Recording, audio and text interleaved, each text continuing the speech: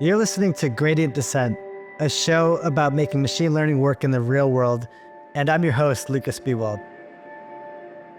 Akshay Agrawal is the CEO and co-founder of Marimo, a new kind of notebook that's been exploding in popularity. I myself am a big fan of the product. He's clearly passionate about building developer tools for AI engineers just like I am, and it's super fun to nerd out with him. I hope you enjoyed this episode. All right, so Akshay, I'm a fan of your product and user of your product, Marimo, and I'm sure it's gonna get like super in the weeds for like Marimo users only, like shortly. But I kind of wanted to keep like at least the first few minutes of this recording like accessible to more people. So I feel like maybe we should start with, what is a notebook and why is a notebook important in the AI field? Yeah, 100%. So I view a notebook, and in particular, most notebooks these days are in Python. I view a notebook as a programming environment that allows for interactive computing. So it lets you have blocks of Python code and to visualize the output of each block of Python code.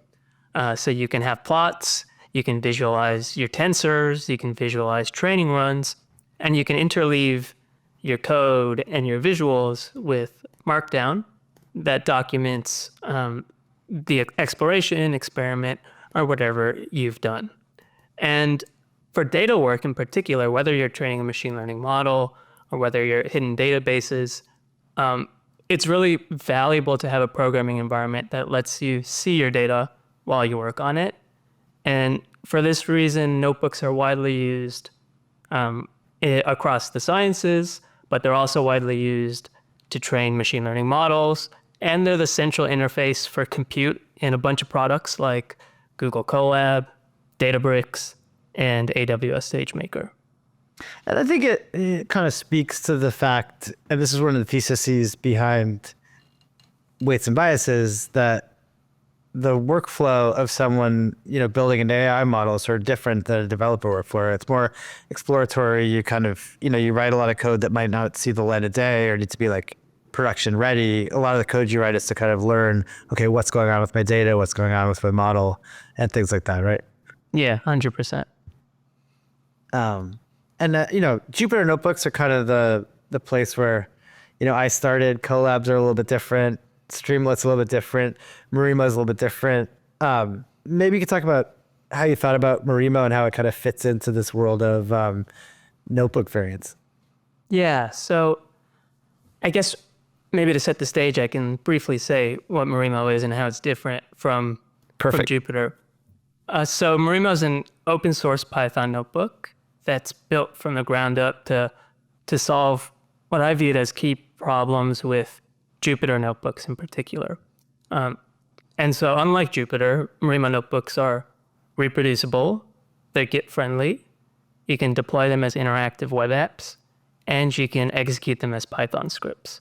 So with Marimo, what me and Miles, my co-founder, are really trying to do is blend the best parts of interactive computing with sort of the rigor and discipline of traditional software engineering, as well as the developer experience associated with engineering.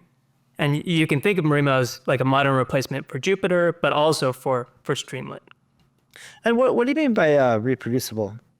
Yeah, so there's two types of reproducibility. So there's an interesting study by JetBrains where they took 10 million Jupyter notebooks on GitHub, downloaded them all, and studied whether if you reran them from top to bottom, whether you would get the same results that were serialized in the notebook. And over a third of them weren't reproducible, meaning that you would get different outputs. There was another paper from 2019 that did a similar study that found similar results. And in my own experience, when I was at Stanford doing my PhD, my co-authors were amazing, great people, but not software engineers, would hand me a notebook. They're like, here's my code, and I would run it. And I can't reproduce your science. So I think there's this reproducibility crisis in terms of the code on the page doesn't necessarily match the outputs you see in Jupyter notebooks. And that's specifically because a Jupyter notebook is really kind of a dressed up REPL, like a Python REPL. And so it's just code that you executed, the output at the time, but it doesn't capture the execution history in a meaningful way. So that's one kind of reproducibility. That's the biggest kind. The other kind that we can talk about later is also package reproducibility. Like you may run an experiment, but not have all the packages you use documented clearly. So then others can't reproduce your environment. And now, I mean, the initial experience of Marimo, it feels a lot like a notebook. What is different about what's going on that adds in reproducibility? So when it comes to Marimo provides the user a guarantee, which is the code on the page matches the outputs you see. And the way that we do that is that Marimo looks like a notebook and it feels like a notebook, but it actually has like code intelligence built in. And like when you run one cell, all other cells that refer to the variables that the first cell defined are automatically run. So it's reactive, not unlike a spreadsheet. And so that means that like if you edit one part of your notebook, you will see downstream cells updating to stay in sync with your code. But it's only the cells below, right? Does it update the cells above also? Above as well. So actually how it works is that we statically parse all your cells to find the dependencies across variable definitions and references, and we form a DAG basically on them. And so actually the order in the... How do you keep it acyclic? I mean, couldn't there be circular dependencies here? So there's a contract basically between Marimo and the user. And one of the rules is you can't have cycles. And we can detect that. And so if you type in some code that introduces a cycle, we won't let you run it. And we'll say, hey, you have a cycle. It's across these cells. Here are some suggestions on how you can fix it. I see. And then what about this other stuff? So I guess like... what makes notebooks not compatible with Git? Is it the sort of like giant files with the output included that make it annoying for Git? Is that what you're talking about there? Yeah. So they've typically used JSON files, right, for storing the notebook code, but also the outputs. And you get this giant blob. So you make a small code change and you get a giant diff. So Marimo stores your notebooks as pure Python. And we guarantee that small code changes yield small diffs. That makes sense. And so what's your thoughts on Streamlit? I mean, I know that when Streamlit started, it was kind of an exciting new thing that I think at least added interactivity to notebooks in a really cool way. You had the Streamlit founder on the podcast, and you sort of talked about what he was thinking at the time. But what's your take on Streamlit? Like, why isn't that like a satisfying solution to some of these problems? Streamlit is a really cool project, and I think there's a reason it took off so quickly, because data scientists, machine learning folks hate writing any front-end code. So I think that interactivity was really delightful. It's not, though, what's special about notebooks is, as you mentioned earlier, that they're great environments for just exploring your data and interactively prototyping algorithms, querying databases, etc. Streamlit is not designed for that. Streamlit's when you're finished with all those things and you just want to create an application. And what I noticed is that a lot of Streamlit applications, if you go to their GitHub repo, there's an IPython file, and then there's a Streamlit file, and it's like a direct port. So Marimo bridges that gap that every notebook can be seamlessly run because we understand the relationships across cells, and Marimo ships with a bunch of interactive elements like sliders, data frame transformers, etc. from the command line. And I took this inspiration from Streamlit. You can say Marimo run mynotebook.py. It'll just hide the code and run it as a web app. So I think to your original question, though, I think the reason Streamlit doesn't solve this full problem is that you can't start your data work in a Streamlit file, whereas you can in Marimo. Like you type one line and like it's going and you're seeing the results. Is that what you mean? Yeah, more like, so in Streamlit, if you interact with a slider or something, it runs your whole script from top to bottom. Mm-hmm. In Marimo, we have a really granular DAG, so you interact with the slider, it'll only run the cells that depend on it. And so you still have that fast, iterative, interactive programming environment that I think many people have become familiar with after using Jupyter for so many years. Yeah, that makes sense.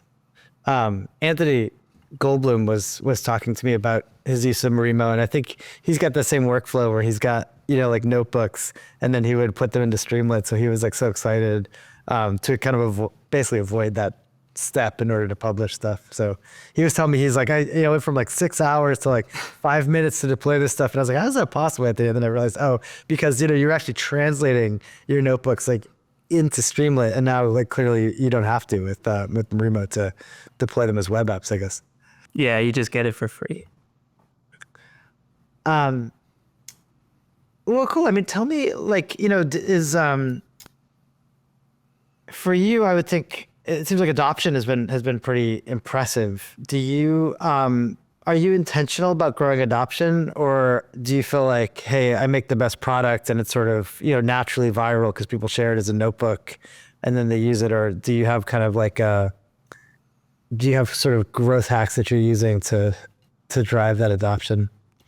We're trying to do both. So we're trying to lean in recently in the past couple of months of like getting the natural virality, and people have started to share their notebooks more. We recently did an integration with Hugging Face, so it's really easy to deploy your Marimo notebooks as apps on Spaces. And we have like a WebAssembly powered playground, so you can create unlimited notebooks on our playground for free and share them with a link. I think early days, we really started to spread a post on Hacker News. Some of those really took off. Our show HN is like the second top Python show HN. You drill down and you eventually get to, but so we got a lot of users initially through Hacker News. We haven't done too many growth hacky things. Maybe not, probably just because we're not expert growth hackers, but yeah.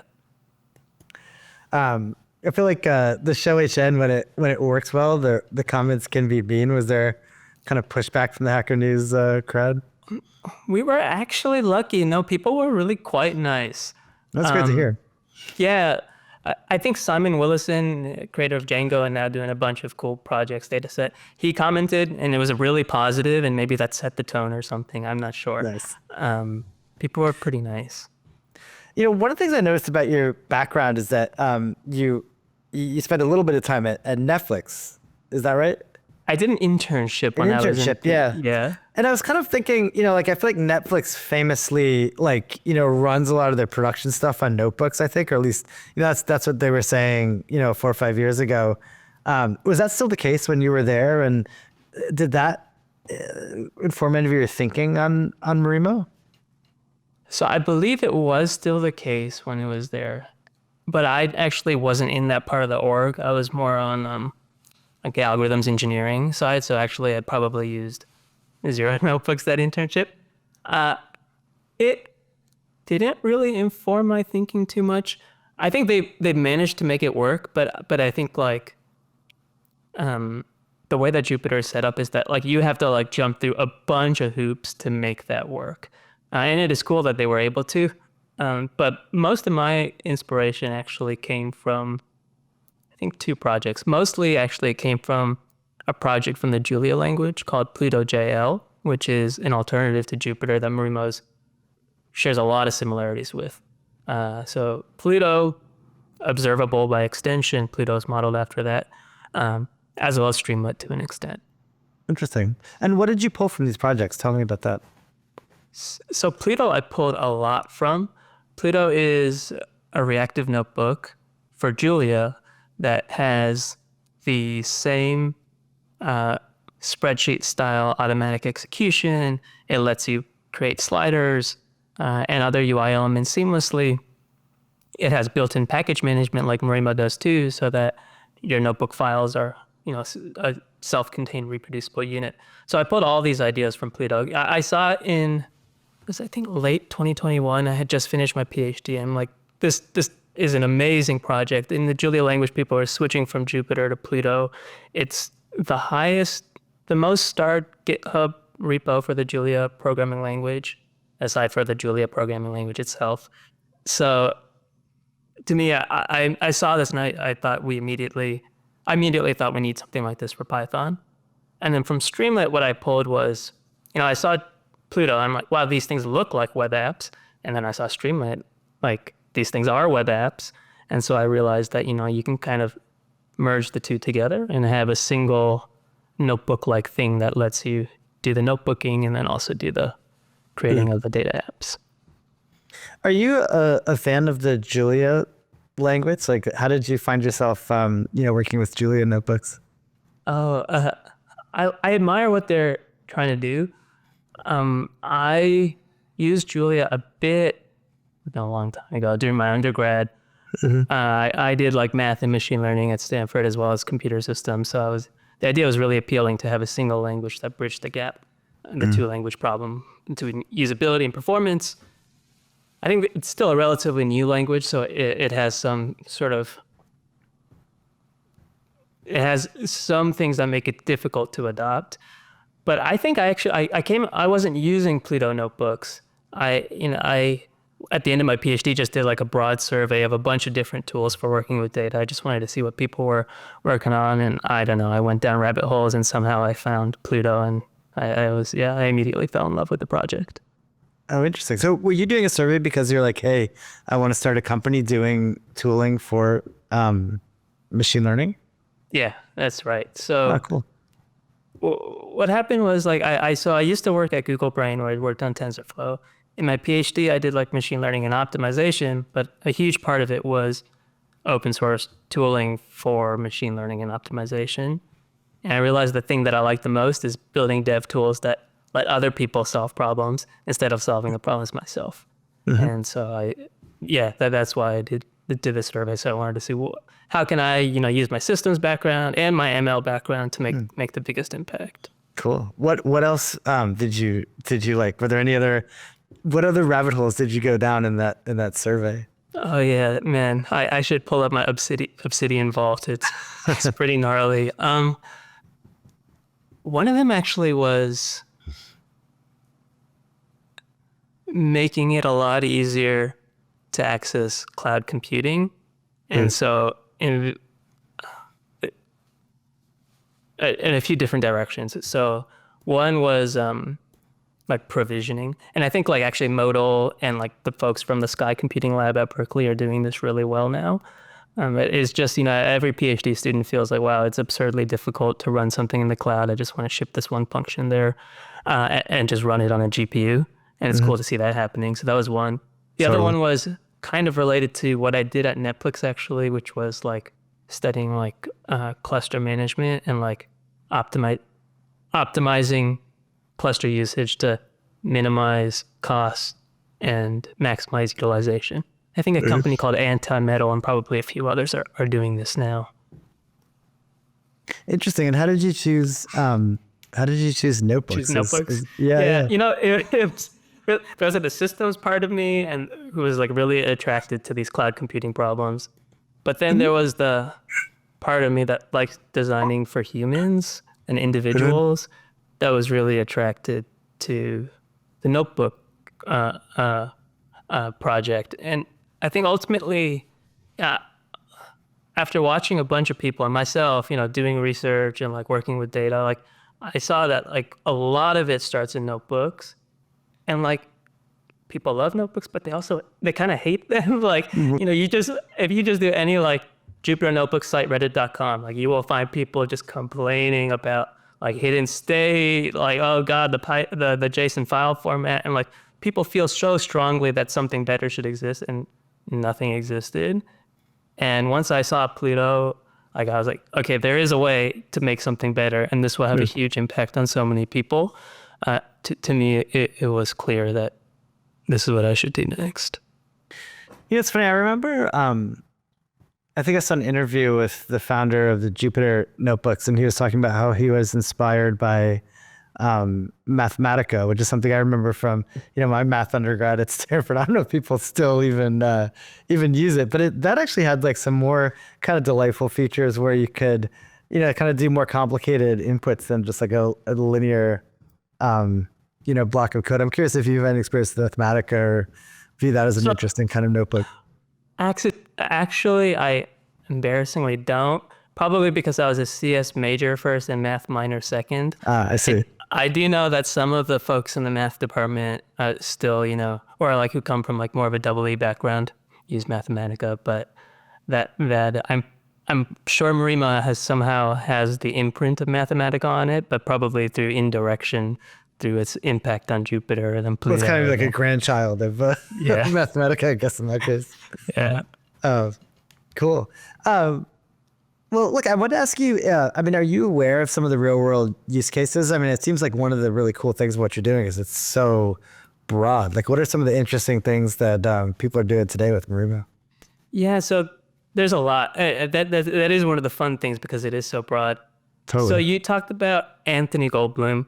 So he like identifies, I think, one persona, and there's many people like him who do this, who first use a Marimo notebook to like explore some data, but ultimately what they end up with is like a little mini reusable app, like a tool that they can use on a daily basis to do like some analytics work or some kind of internal task.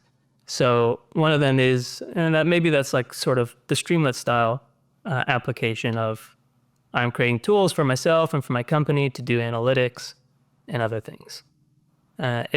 What's interesting is that they're not just like, Anthony's case, they typically interact with data, but I've also had people reach out to me saying like, I'm a software engineer. I've never used notebooks before. I never wanted to, but Marimo appeals to me because of the developer experience, and I'm using it to manage and build a dashboard for my EKS cluster or something like that.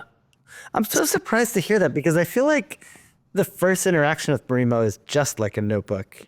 Yeah. And at least for me, it took me a little while to even notice what the difference was messing around. Like are notebooks like so offensive to like a software developer that like it's hard for me to imagine that kind of experience. It's surprising. Like a number of people like come into our Discord and they're like, oh yeah, but I haven't ever used a notebook. And wow, when we try to get that setting context and I ask them about like, yeah, they're like, yeah, no, I've never used notebooks. I never wanted to. I think maybe it's because we mentioned, I think it's the Git friendly and the stored as pure Python part. Right. Like software developers like, oh, okay, cool. That makes sense. Like right. I can work with that. Totally. But, actually a bit of a tangent. I can come back to your use cases that you were talking about. But you mentioned like this, I mentioned Git friendly.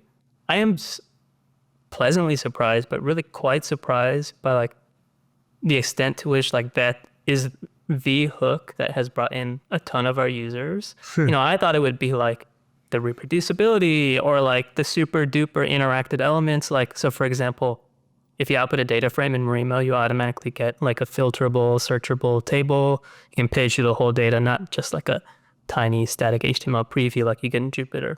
I thought that was the thing that would bring people, but I keep on hearing over and over again, it's the Git friendliness. I gave a talk at UIUC at a business analytics class last week. And so I talked about all the data related features. I talked about how we have built-in support for SQL. And at the end, the professor was like, I'm going to use this because it's Git friendly. And so I'm so surprised. Like, I've used notebooks for years. I've used Git for years.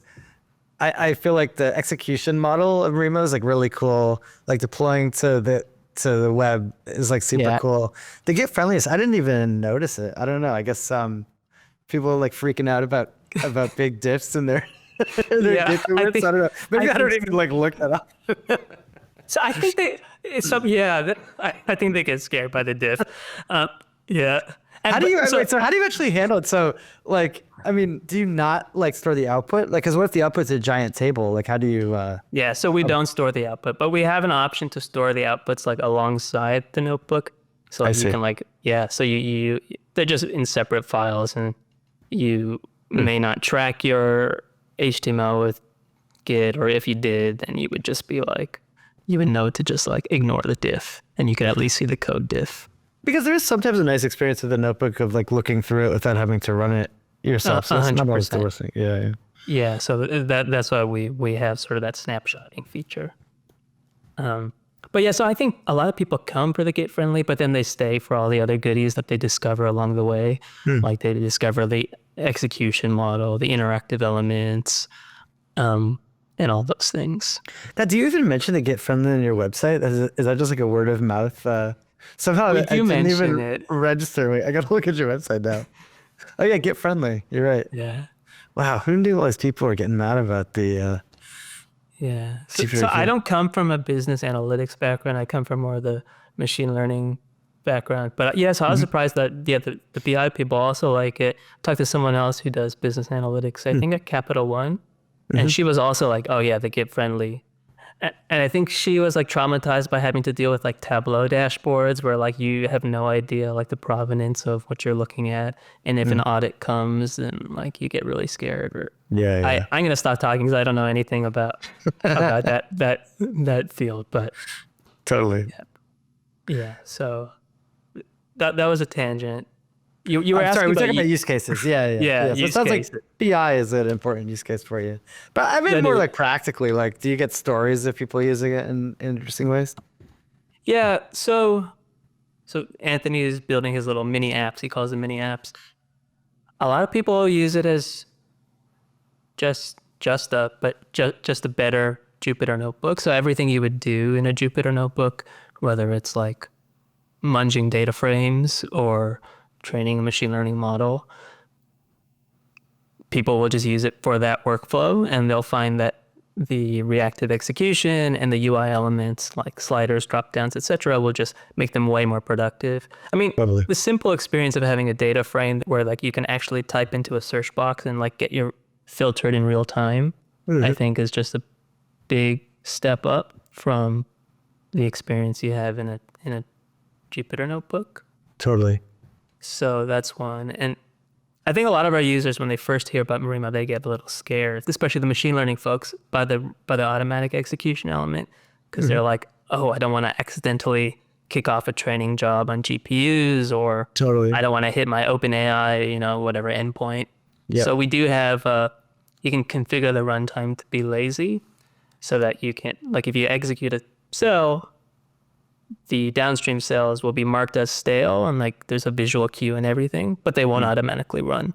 And then I there's like see. a button to bring it back up to date. So you can, and people do use it for the more expensive sort of computation as well. Yeah. Well, okay, so tell me about how you think about AI coding inside of Marimo. I mean, another kind of notable difference that maybe you don't highlight as much is that you have code generation like built right into the application. It's kind of cool. It seems like the code generation actually looks at your data as well as the code, which is cool for a data centric application.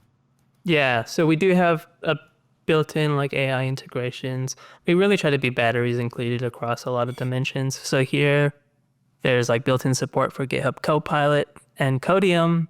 And then you can also, if you bring your own keys, you can generate code using the context of your notebook, excuse me, as well as the schemas of your data frames or your attached DuckDB tables. We should probably highlight it more. Yeah, we should probably, when I was talking to Anthony at a table and he was talking about some other product and he's like, oh yeah, what's really cool is that like that product, I told it to generate some matplotlib code and then change it to Plotly, and it did. And I was like, oh, you can do that in Marimo. He's like, what? How? So yeah, we should highlight it more. Do you find it's funny? I actually started doing like notebooks and Streamlit inside of Cursor just because it was like, kind of so fast to develop it, and I was kind of used to the code tools. Could you also develop like Marimo inside VS Code or something like that? Is that a common pattern? Sort of. We do have a VS Code extension that does like a split pane kind of thing where like you can type in the code cells on the left and it like auto runs the notebook UI on the right. I think we have some more work to do to make that feel more seamless. It's a little tricky because it's not quite an IDE, but it almost is. Like our editor has like so many features, like from like the data explorer panel to like live documentation, as well as the built-in AI stuff, that I feel it's best experienced in the, like, I feel like a lot of folks went from, I feel it's best experienced in the editor, But people do ask, like, oh, can I use it in Cursor? Can I use it in VS Code? Well, I'm feeling like the growth team, telling me that this podcast is really kind of going off the rails, but so I'll just take it further off the rails and just ask my own tech support questions here. Do you, I think one of the great things about Cursor is you're kind of chatting, which doesn't feel like Marimo is like oriented towards like a chat code generation. Is there a way to sort of like ask it more broadly, like, hey, what's going on, and can you fix this up? Like maybe like Anthony was saying, like, convert matplot to plotly or whatever. You can do that like on a per cell basis, like you can like refactor the cell.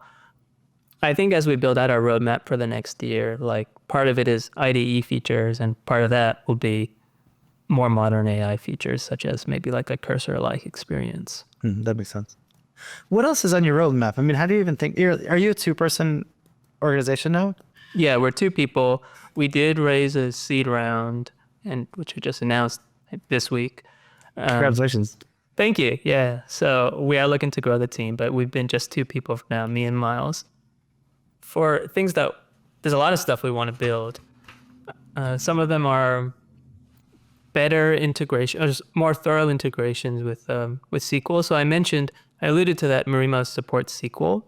And so Marimo is pure Python. It's stored as pure Python, but you can embed other languages in it. One of those is SQL. And we actually build a data flow graph across both Python and SQL, which could be a conversation of a whole other podcast. But the point is, like, in your SQL, you can query data frames and you get a data frame out. And this is powered by DuckDB. One thing we want to do is, I think, build out that experience more. So make it easier to connect to other types of databases as well, whether it's Postgres or whatever you're querying. Have richer like column previews so that you can like explore all your data at a glance without having to actually execute queries or very many.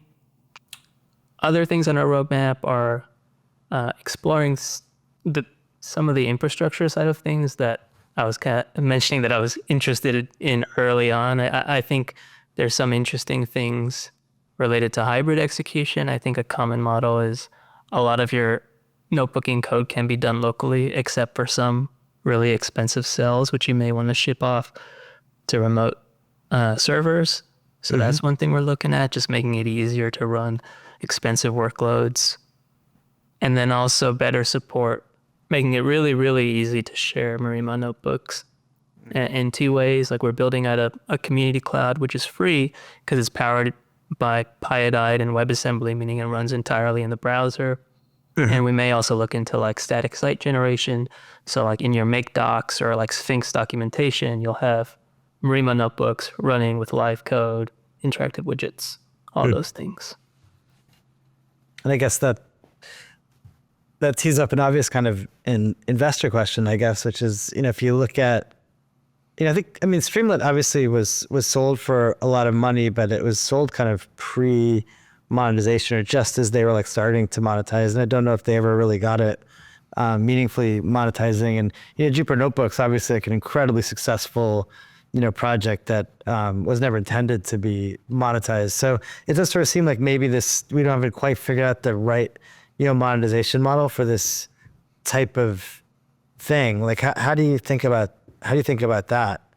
Yeah, so I think it's the way that Marimo is different from Streamlit is that Streamlit usually really only came in at the very end of like a data project, like for some small fraction of what you wanted to deploy an app. And so maybe they were focused on just the app deployment. What's I think compelling about our product is that Marimo is where you start. It's where you first start in querying data, where you first start training a model, etc. And you can also carry it all the way towards the data app. So I think I also mentioned earlier that like notebooks are the central interface to compute in a lot of commercial products like Databricks, SageMaker, etc. Totally. So I think there may be an angle for us to lean into there as well. Like the surface area of the user workflow that we can monetize is much larger than Streamlit. And Jupyter, I think, intentionally started as a nonprofit and really had no intention to go out into any of these infrastructure type problems. Did you ever consider a structure like that, or were you always, hey, I want to be a venture-backed startup? I didn't really. You can just build a lot faster by just working on it full time with a bigger team. Totally. So yeah, it was sort of thinking about startup from the beginning. Although I did start with this let me and Miles really focus on crafting, I think, a delightful product. We started with funding from Stanford's Slack National Laboratory, which was enough for just the two of us for 2 years. This And is a so- linear accelerator? Yeah, Cool. yeah. And so there were some scientists there. I was having coffee with one of them one day. She knew him back from my PhD.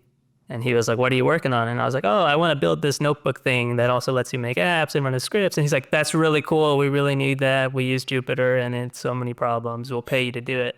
And I was like, Wow. oh, that sounds good. And so we worked with them for 2 years and they gave us a lot of early feedback before we open sourced it. And it was, I think, really essential for us to make a product like this. You know, Marimo feels like such this like kind of delightfully simple thing, but I'm sure there's so much like thought and work that goes into it. Like, have there been like kind of tough product choices along the way, or paths you went down that turned out to be dead ends? Yeah, I think there have been a few. So there's definitely tough technical challenges. In terms of product challenges, I think the biggest one was like, so we've talked about how like Marimo notebooks are reactive. You run a cell, dependent cells automatically run, or a merge test still. And then you brought up the objection that like, hey, that means I can't have cycles. It also means you can't define the same variable twice across two different cells. Because if you do that, then Marimo doesn't know which definition to run first, and your outputs won't be reproducible. So to use Marimo, I found that very confusing my first time user experience, for sure. That was yeah, it's a was big break from real traditional head scratcher. notebooks. Totally, It's a big yeah. break from traditional notebooks. But we felt that was necessary for us to have in order to have the amount of reproducibility that we wanted. And there was precedent. Like I saw Pluto did it, and Pluto's doing very well in terms of open source adoption now. So I'm like, okay, people can get used to this. So we stuck with that. We chose, okay, Marimo's a DAG. Essentially, Marimo's a DAG on notebook cells, and it's going to have these constraints. We'll try to explain them to our users, but it's going to have these constraints. But we got a lot of people, not a lot, but we got a number of people coming into our Discord, basically asking us, can you not, or like, can you have an option to like, can there be a toggle for me to turn off the DAG so that it's like Jupyter again, and I can just, type random code, whatever I want, and then toggle the switch back on later. Yeah. We considered that, but they're like, their reasoning was like, that will only increase the amount of stuff you can do in Marimo. But I think it would also like lead to like if you think of like the larger ecosystem, then like people would share notebooks with you that were developed in, I don't know, dangerous mode or something. And then those wouldn't work. Like the DAG is necessary for the notebook to run as an app and be run as a script. So then all those downstream things that we enabled would have broken. So in the end, we decided to politely say, no, we can't do this. Sorry, like we cannot let you turn off the DAG.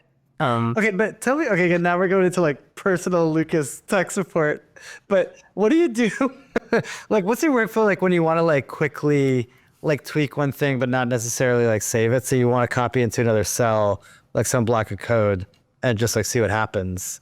Yeah. And all the variable names get copied. Yeah.